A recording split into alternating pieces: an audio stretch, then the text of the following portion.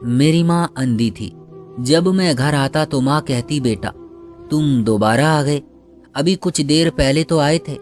मुझे लगता मेरी माँ को पता नहीं क्या हो गया है। एक दिन मैं घर में चुपके से जल्दी आ गया और ये देखकर मेरे पैरों तले से जमीन निकल गई। मेरी पत्नी और मैं रोज की तरह शाम 5 बजे काम से वापस घर आया था। घर में आते ही मैंने ऊंची आवाज में माँ को पुकारा। मेरी माँ जो अपनी चारपाई पर लेटी ऊँघ रही थी, मेरी आवाज सुनकर वो फौरन उठ बैठी। उनके चेहरे के भाव देखकर मैं फौरन फिक्रमंद हो गया। मैं उनके पास जाकर बैठ गया। मेरी माँ अंधी थी, इसलिए मेरा चेहरा टटोल कर देखने लगी। मुझे वो पहले से ही कमजोर लग रही थी। मुझे वहां मौजूद पाकर वो बोली, बेटा सब ठीक तो है? इतनी जल्दी वापस आ गए, क्या कुछ भूल गए हो? माँ की बात सुनकर मैं उनकी तरफ हैरानी से देखने लगा। मैं तो सुबह 8 बजे का घर से निकला, अब वापस आया था। मैं माँ के पास गया और उनके माथे को चूम कर बोला, माँ मैं तो सुबह का अभी घर आया हूँ। मेरी बात सुनकर वो चौंकी और झट से बोली, नहीं बेटा, अभी कोई आधा घंटा पहले तुम मेरे पास बैठकर बातें कर रहे थे और फिर रिया से बात करके तुम किसी काम से बाहर निकल गए थे। मैं हैरत से माँ को देखने लगा, आखिर वो कहना क्या चाहती थी। तभी मेरी पत्नी किचन से खाना लेकर बाहर निकली और दुखी सी होकर कहने लगी, माहिर आप ही समझाइए माँ जी को, मेरी तो ये बात ही नहीं सुनती। सुबह से इनकी मिन्नतें कर रही हूँ कि खाना खा ले, मगर ये बस मना किए जा रही हैं। अब ये तीसरी बार इनकी पसंद का खाना बनाकर ला रही हूँ। अब आप ही इन्हें समझाइए, बार बार भूल जाती हैं। कहती हैं तुमने कब मुझसे खाने के लिए पूछा? वो तो माहिर है जो मुझसे खाने के बारे में पूछ लेता है, हालांकि आप तो अब आए हैं। अपनी पत्नी की बात सुनकर मैंने उदासी से माँ को समझाया कि माँ आप वक्त पर खाना और दवाई क्यों नहीं खाती? इतनी अच्छी और ख्याल रखने वाली बहू आपको मिली है, उसके बावजूद आप अपना ख्याल नहीं रखती, न इसे रखने दे रही हैं। मेरी माँ ज्यादा उम्र की हो चुकी थी, इसलिए इन्हें भूलने की आदत हो चुकी थी। मेरी माँ कुछ देर के लिए खामोश हो गई और बोली कि मेरा दिल तुम्हारे हाथों से खाना खाने को चाह रहा है, बस शायद इसीलिए मैंने बहू को मना कर दिया होगा, मुझे याद नहीं। माँ की बात सुनकर मैं मुस्कुराया और उन्हें खाना खिलाने लगा। मेरी माँ की आंखों की रोशनी खत्म हो चुकी थी, उन्हें कुछ भी नजर नहीं आता था, मगर महसूस सब कर लेती थी। मेरे दिमाग में माँ के वही शब्द चल रहे थे, क्योंकि आज ये तीसरी बार था जब माँ ने मुझे ऐसा कहा था। इससे पहले भी ऐसा हो चुका था। मुझे सोचों में गुम देखकर मेरी पत्नी पूछने लगी, तो मैंने उसे अपनी माँ की बात के बारे में बताया। उसने नजरें फेर कर एक लंबा सांस लिया और बोली, माहिर आपके आने से पहले ये सो रही थी, ज्यादा उम्र की हो गई है। अब माँ ने जो सपने में देखा होगा उसे ही हकीकत समझकर ऐसा कह रही होगी। अब देखो ना, खुद ही कह रही है कि मुझे याद नहीं कि मैंने उन्हें खाने को पूछा है। अपनी पत्नी की बात पर इस पल में सर हिला गया। अगले दिन जब मैं काम से घर वापस आया तो बहुत ही अजीब वाकया हुआ। मेरी माँ छत के ऊपर सीढ़ियों के करीब खड़ी थी और मुझे आवाजें देकर कह रही थी, माहिर बेटा मेरे पैरों में दर्द शुरू हो गया है और कितनी देर मुझे खड़ा रहना होगा। रिया बहू जरा सहारा देकर मुझे बिस्तर तक ले जा। ये माहिर पता नहीं कहाँ चला गया है, मुझे यहाँ अकेला छोड़कर। मेरा दिल उछलकर हलक तक आ चुका था। अगर माँ एक भी कदम और आगे बढ़ाती तो वो सीढ़ियों से नीचे गिर सकती थी। मैं फौरन भागकर उन तक पहुंचा और उन्हें वहां से हटाया। मेरी आवाज सुनकर रिया बौखलाई हुई सी पहुंची थी, मगर सवाल तो ये था कि माँ वहां ऊपर तक पहुंची कैसे थी। माँ सीढ़ियां उतरते हुए फौरन मुझे झटक कर बोली कि पिछले 1 घंटे से मैं यहाँ खड़ी हूँ, मगर तुम न जाने मुझे छोड़कर कहाँ गायब हो जाते हो। ना बहू मेरी बात का जवाब देती है और न तुम। माँ की बात सुनकर मैं चौंका था। मैंने माँ को फिर से यकीन दिलाया कि मैं अभी ऑफिस से वापस आया हूँ, मगर माँ का अंदाज देखकर मुझे सच में फिक्र होने लगी थी। एक तो मेरी माँ की आंखों की रोशनी खत्म हो चुकी थी और दूसरा उनके भूलने की बीमारी से मुझे ये डर सताने लगा था कि कहीं वो किसी दिन सीढ़ियों से ही ना गिर जाए। मेरी परेशानी देखकर मेरी पत्नी भी परेशान हो गई और फिर मेरी माँ को उनके कमरे में छोड़ने चली गई और उनसे कहने लगी, माँ जी मैं तो आपको आपके कमरे में बैठाकर नहाने गई थी, आप ऊपर कैसे पहुंच गई? मुझे समझ नहीं आ रहा है, रिया मेरी माँ से कह रही थी।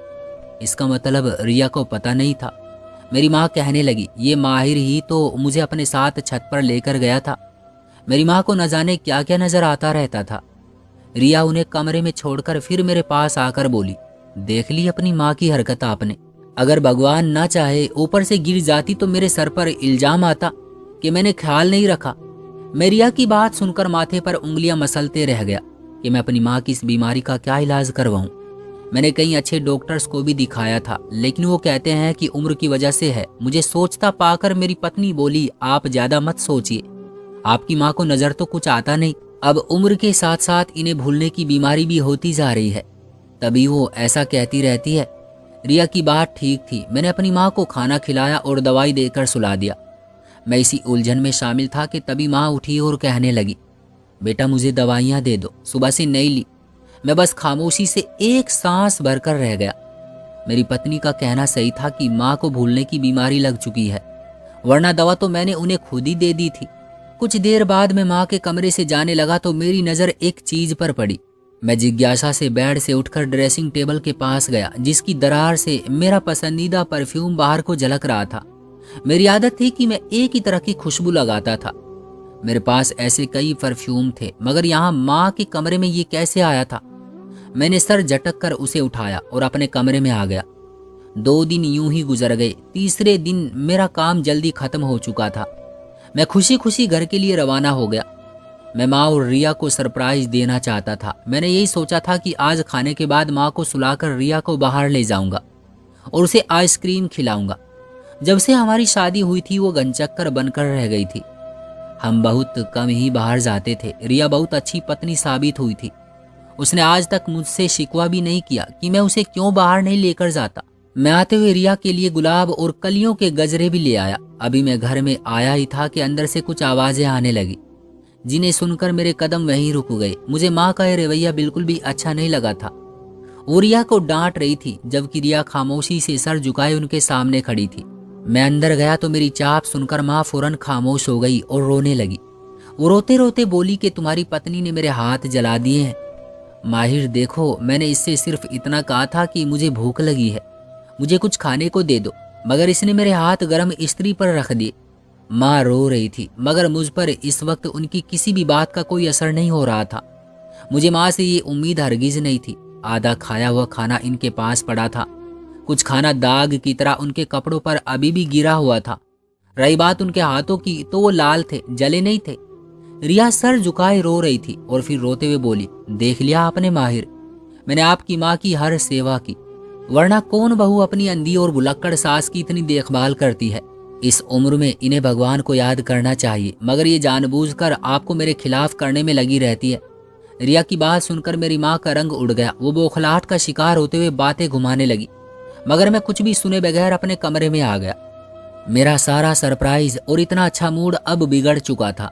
मेरे दिल में मेरी माँ के लिए अब उलझनें बढ़ने लगी थी। मैं आंखों देखी बात को नहीं जुटला सकता था। वहीं मैंने रिया से माँ की तरफ से माफी मांगी, जिस पर वो तड़प कर बोली कि कोई बात नहीं, वो बड़ी है, उम्र के इस हिस्से में ऐसा हो जाता है। उसका इतना बड़ा दिल देखकर मेरे दिल में उसके लिए और मोहब्बत बढ़ने लगी थी। मगर फिर वो उदास होकर बोली, माहिर मुझसे वादा करें, कभी माँ की बातों में आकर मुझसे नाराज नहीं होंगे। मैं रिया से बहुत ज्यादा मोहब्बत करता था। ऐसा भला कैसे मुमकिन था कि मैं किसी की भी बातों में आकर इससे दूर होता। मैंने इसे यकीन दिलाया कि ऐसा कभी नहीं होगा। मैं अब माँ से बहुत कम बात करता था। सुबह बाहर जाने से पहले उनसे मिलकर चला जाता और रात को आकर उनसे थोड़ी सी बात करके सो जाया करता। मगर उनका अंदाज अभी भी वही था जो मुझको अक्सर सोच में डाल दिया करता। इस शाम भी जब मैं काम से वापस घर आया तो मेरी माँ मुझे घर में पाकर बोली कि बेटा तुम इतनी जल्दी दिल्ली से वापस भी आ गए। माँ की बात पर मैं चौंका और मुस्कुराकर बोला कि आज फिर आपने सपना देख लिया है। मेरे सवाल पर वो खामोश हो गई और फिर कुछ सोचते हुए बोली, नहीं बेटा, सपना तो नहीं था। तुम मेरे पास बैठकर रिया से बातें कर रहे थे कि तुम आज रात दिल्ली जा रहे हो और फिर जैसे ही लौटोगे कुछ दिनों के लिए रिया को लेकर घूमने जाओगे। माँ की इतनी लंबी बात पर मैं सोच में पड़ गया कि ये सपना था या हकीकत। मैंने तो ऐसा कुछ नहीं कहा था। मैं ना चाहते हुए भी माँ के करीब जाकर बैठ गया और हंसकर बोला कि और क्या क्या कहा था मैंने। माँ फीकी सी मुस्कुराई और बोली, ताने मत मारो बेटा, जाओ जाकर आराम करो। जानती हूँ तुम मुझ पर यकीन नहीं करोगे, मगर मेरा मजाक मत उड़ाओ, आखिर माँ हूँ तुम्हारी। माँ के शब्द मुझ पर तीर की तरह लगे थे। मैं कुछ कहना चाहता था मगर मेरे शब्द मुंह में ही दम तोड़ गए। मैं बगैर कुछ बोले अपने कमरे में चला गया। मेरे दिमाग में कई सोचों ने जन्म लेना शुरू किया था। मैं अब तक कहानी को एक तरफ से देख रहा था, मुझे कहानी के दूसरी तरफ से भी पर्दा हटाना चाहिए था। मैं अभी इसी सोच में गुम हो चुका था, एक ही आदमी को रोज एक जैसा सपना भला कैसे आ सकता है। कुछ तो गड़बड़ जरूर थी। मेरी माँ मेरी शादी से पहले तो कभी इतनी ज्यादा बहकी बहकी बातें नहीं करती थी। मेरा दिमाग इस वक्त जैसे इसी बात पर थम चुका था। अगले 2 दिन ऐसे ही गुजर गए। तीसरे दिन जब मैं घर से काम के लिए निकला तो मुझ पर कुछ चोरों ने हमला कर दिया। वो मुझसे गन पॉइंट पर पैसे और मोबाइल छीन कर ले गए थे। मेरा दिल पूरी तरह घबराहट का शिकार हो चुका था। मैं यूं ही उदास सा शाम को घर गया तो माँ सामने अपनी चारपाई पर लेटी हुई थी। वो पैरों की आहट पहचान कर उठ बैठी और बोली, कौन आया है? माहिर, ये तुम हो ना? बेटा तुम वापस क्यों आ गए? माँ का वही सवाल इस बार मेरा दिमाग खराब कर चुका था। मेरा दिल पहले ही अपने नुकसान पर बुझा हुआ था। इस पर माँ के इस सवाल ने मुझे गुस्से से आग बबूला कर दिया। मैंने मेज पर पड़ी सारी चीजों को जमीन पर फेंक दिया और अपने बाल मुट्ठी में जकड़ने के बाद माँ के सामने हाथ जोड़कर बोला कि ऊपर वाले के लिए अब बस भी कर दिया करो। तंग आ गया हूँ आपके इन सवालों से। आप पूरी तरह पागल हो चुकी हैं। हर वक्त मैं आपको हर जगह नजर आता रहता हूँ। आपके इस तरह के फालतू के सवालों ने मेरी जिंदगी नर्क बनाकर रख दी है। बस इस पल मेरे मुंह में जो आया मैं बोलता चला गया। माँ बस एक जगह देखती बैठी रह गई। भागती दौड़ती रिया वहां पहुंच गई। मुझे इस कदर गुस्से में देखकर वो कहने लगी, आप क्यों इस लहजे में माँ जी से बात कर रहे हैं? जानते तो हैं कि वो बूढ़ी हो चुकी है, उनका क्या कसूर है? मैंने कहा, मैं तंग आ गया हूँ इनके फालतू के सवालों से। रिया मुझे अपने कमरे में ले आई। मेरे यूं चिल्लाने से मेरी सांस बुरी तरह से फूल रही थी। कमरे में आकर मैं लंबे लंबे सांस लेने लगा। बात आई गई हो गई। एक बार मैं घर में आया तो मेरी माँ मुझे देखकर इस बार कुछ नहीं बोली। शायद मेरे कल वाले रवैये को याद करके वो खामोशी रह गई थी। मैंने पहली बार माँ से इस लहजे में बात की थी। मुझे अपनी गलती का एहसास हुआ तो मैं उनसे माफी मांगने लगा। उन्होंने अपने दुपट्टे के पल्लू से अपनी आंखों में आने वाला पानी साफ किया और फिर कहने लगी, कोई बात नहीं, तुम्हें अपनी गलती का एहसास हो गया है, अच्छी बात है। मेरे दिल को अजीब सी बेचैनी ने जकड़ लिया था। मैंने आसपास नजरें दौड़ाई। मेरी पत्नी कहाँ थी? किचन भी खाली था। मैंने उसे कई आवाज दी थी मगर उसका कोई जवाब ना आया। मुझे हैरानी हुई थी। तभी माँ दीवारों का सहारा लेती मेरे कमरे तक पहुंची और बोली कि बेटा, रिया तो अपने मायके चली गई है। भूल गए क्या? कुछ देर पहले तुम खुद ही तो उसे लेने आए थे। माँ के शब्द मुझ पर किसी बम की तरह गिरे थे। मैं हैरान सा माँ को देखने लगा। मेरा मोबाइल भी चोरी हो चुका था, वरना फोन करके रिया से पूछ लेता कि वो मायके जाने से पहले मुझसे अनुमति क्यों नहीं लेकर गई। मैंने घर में मौजूद दूसरे मोबाइल से रिया को कॉल मिलाई, जिसे कुछ देर बाद रिया ने उठाया। मैंने उससे मायके जाने की वजह पूछी तो वो बोली कि उसकी माँ की तबीयत बहुत खराब थी, इसलिए वो फौरन अपने मायके चली गई। अब वो 2-3 दिन वहीं रहेगी। उसके रहने से मुझे कोई ऐतराज नहीं था, मगर माँ की कुछ बातें मेरे दिमाग में घूम रही थी। कुछ दिन पहले उन्होंने जो कहा था वो आज सच हुआ था। क्या ये इत्तेफाक था या इसमें कुछ हकीकत भी थी? मैं समझ ना सका। मेरे दिल पर पत्थर पड़ चुके थे। मैंने और कुछ सोचना छोड़ा और खामोशी से अपने बिस्तर पर सो गया, ये सोचे बगैर कि मैं तो बाहर से खाना खा आया था। मगर मेरी माँ अभी भी भूखी ही थी। 2 दिन यूं ही गुजर गए। आज रिया को मायके से वापस आना था। मैं खुश था, मगर इस बात से अनजान कि आज का दिन मेरी जिंदगी का सबसे बुरा दिन होने वाला है। मैं आज काम से आधी छुट्टी लेकर घर आ रहा था। अभी मेरी गाड़ी घर से कुछ दूरी पर ही थी कि जो मंजर मेरी नजरों में आया, उसे देखकर मेरा खून जैसे नसों में जमने लगा था। मेरी पत्नी रिया किसी लड़के के साथ गाड़ी से उतरी थी और अब वो दोनों घर के अंदर जा रहे थे। मेरा दिमाग बिल्कुल सुन्न हो चुका था। ये लड़का ना उसका भाई था, ना ही कोई रिश्तेदार। मैंने बहुत मुश्किल से खुद को संभालते हुए खामोशी से घर के आधे खुले दरवाजे से अंदर का मंजर देखा तो तभी एक और धक्का मेरा इंतजार कर रहा था। मेरी माँ किसी से बातें कर रही थी और वो आदमी हूबहू मेरी ही आवाज में उनसे बातें कर रहा था। मैं हक्का बक्का वही खामोश खड़ा सब कुछ सुन रहा था। मेरी माँ उससे पानी मांग रही थी। वो जैसे बेहोशी की हालत में लेटी थी। तभी रिया ने पानी से भरा गिलास धार बनाते हुए मेरी माँ की आंखों में उडेलना शुरू कर दिया और फिर कमीनी हंसी हंसकर बोली, पता नहीं कब मरेगी ये कबाब में हड्डी। शुक्र है अंधी है, वरना कब की राज पास कर चुकी होती मेरा। मेरी पत्नी की इस बात पर वो व्यक्ति हंसा था। मेरा दिल तो जैसे धड़कना ही भूल चुका था।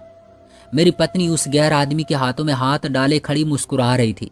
मेरे दिमाग में आंधियां चल रही थी। मेरी पत्नी मुझे इतना बड़ा धोखा कैसे दे सकती थी? मैंने कभी भी नहीं सोचा था। मैं फौरन आगे बढ़ा, घर में गया और उस व्यक्ति को गिरेबान से पकड़कर मारने लगा। रिया मुझे वहां देखकर बौखलाकर पीछे हटी, जबकि मेरी माँ बेहोशी की हालत में शोर सुनकर रोने लगी। मैंने उस आदमी को मारकर वहीं पटका और फिर रिया की तरफ चलने लगा, जो एक कोने में सहमी खड़ी थी। मेरी आंखों में गम और गुस्से से आंसू आ चुके थे।